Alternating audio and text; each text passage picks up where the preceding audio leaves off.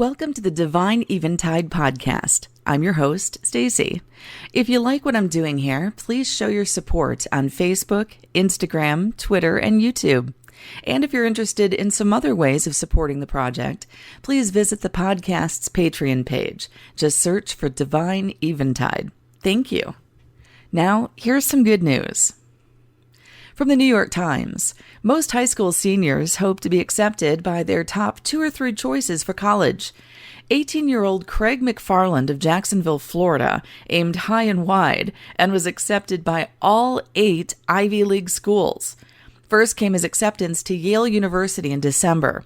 After that, the other acceptances trickled in: Princeton, Columbia, the University of Pennsylvania, Brown University, Dartmouth College, Cornell, and Harvard. He opened them all in a single sitting. Mr. McFarland will graduate as the valedictorian of his class at Stanton College Preparatory School, a public school with about 1,500 students in Jacksonville, at a rescheduled ceremony now tentatively set for July. An exceptional student who enjoys writing, he has a 4.98 grade point average. Because of his interest in languages, his course load his senior year of high school included classes in French, Spanish, and Arabic. His acceptance letters were not limited to the Ivy League. In all, Mr. McFarland was accepted at 17 colleges and universities. They include Duke, Emory University, and the Georgia Institute of Technology. He also landed several full scholarships, including to Florida State University and the University of Florida. Go Gators! From the Washington Post, about an hour before she was to marry her fiancé in the middle of the street Saturday, Amanda Mason walked out of her house in a white lace jumpsuit and peach tulle skirt to find big bubbly hearts drawn in chalk all down the sidewalk.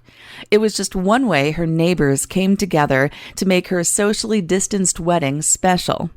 Just across the street, Scott Davis acted as a one-man street sweeper, raking leaves from the gutter into a large paper bag and bringing plants from his own home to help Mason and her fiancé, Aaron Myers, create a wedding altar.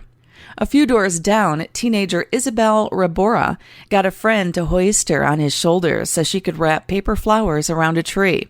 Rabora, her mother, and her sister Eve made more than 100 of the flowers out of coffee filters and paper mache. When Mason and Myers clasped hands to say their vows in the street that evening, Mason carried a small bouquet of pink dogwood flowers and lavender that neighborhood kids had constructed for her. As much of the country is confined to their homes to try to contain the spread of the coronavirus, neighbors everywhere are relying on one another more than usual, offering to pick up groceries, socializing from a stoop's distance, and in many cases, meeting each other for the first time. But for Walter Street, a narrow, close-knit street in the Eastern Market neighborhood on Capitol Hill, asking a neighbor for help or bonding over a front porch happy hour is not pandemic behavior. It's what they do all the time. Neighbors report that the Walter Street residents had so much fun with Mason and Myers' wedding that they're considering putting on another event next month, a socially distant prom. From the New York Times, isolated from the physical world, people sheltering in place under coronavirus lockdowns are seeking new depths of connection online. Many have a lot of time on their hands or children to entertain.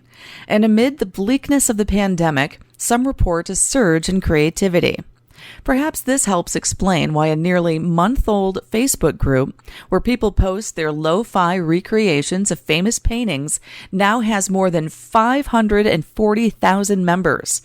It was started in Moscow by a project manager at a tech company, and its predominant language is Russian, but more than 1/3 of its members live outside Russia. Depictions of politicians are discouraged. Perhaps that's one reason the group's following cuts across geopolitical fault lines. Statistics compiled by Facebook and shared by the group's founder show that while around 200,000 group members give Russia as their home, the country with the second most members, more than 80,000, is Ukraine. Another 41,000 are in the United States. From CBS News, Many parents-to-be are anxious about welcoming newborns during the coronavirus pandemic, but Will and Jennifer McKendry were especially worried about whether he could fully be a part of his daughter's birth. Will McKendry is deaf, and he reads lips and takes cues from hand and mouth movements to communicate. With all hospital staff members wearing face masks to prevent the spread of COVID-19, McKendry had no way of understanding them. The staff members at Sentara Princess Anne Hospital in Virginia Beach didn't want McKendry to feel left out during his daughter's birth on April 10th. Within an hour of the McKendrys arriving at the hospital, nurses got to work creating a new face mask prototype. "This may sound weird," said nurse specialist Lori Hallman, "but I just happened to have my sewing machine at work." Holloman used heavy-duty clear plastic page protectors to create see-through panels in the face masks, allowing McKendry to read staff members' lips while his wife Jennifer gave birth. When the staff showed him their special masks, he was brought to tears. "I just started crying. It was very emotional," he said.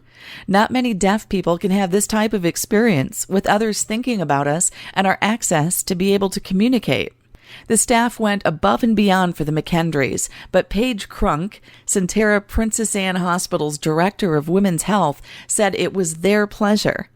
She said they were a joy. They were a joy to take care of, a joy to work with. They were so appreciative. We're the lucky ones.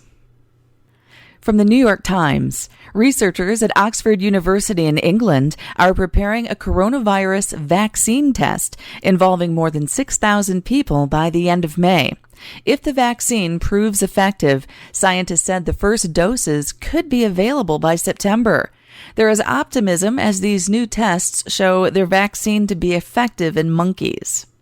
ABC News' Will Reeve got caught going pantsless on Good Morning America Tuesday and responded good-naturedly on Twitter. "I have arrived," he tweeted before adding in the most hilariously mortifying way possible. He was responding to one of the many tweets that called him out for very clearly not being fully dressed below the waist during his morning hit, which was done remotely. Like most other on-air personalities in the age of the coronavirus and social distancing, Reeve was telecommuting, beaming himself into the nationally aired show live from his living room. On-air talent often joke about only wearing business attire on top, even during in-studio hits, but the whole gag hinges on viewers not being able to tell. Viewers could definitely tell after getting a view of Reeve pushed back a little too far from his home office setup with his bare legs visible. Reeve good-naturedly tweeted, "They're shorts, I promise." And lastly, from the Detroit Zoo in Michigan, in these uncertain times, they're working hard to spread some much-needed cheer as we all figure out how to navigate life during this public health situation. Since you can't come to the zoo, they've decided to bring the zoo to you by offering live streams of their river otters, penguins, falcons, snow monkeys, and prairie dogs. I've included links to the live streams in the description of this episode of the podcast. I hope you enjoy them. And that concludes this episode of the Divine Eventide podcast. If you like this project, please support it on Facebook, Twitter, Instagram, and YouTube. And also, there are more support options at the Patreon page.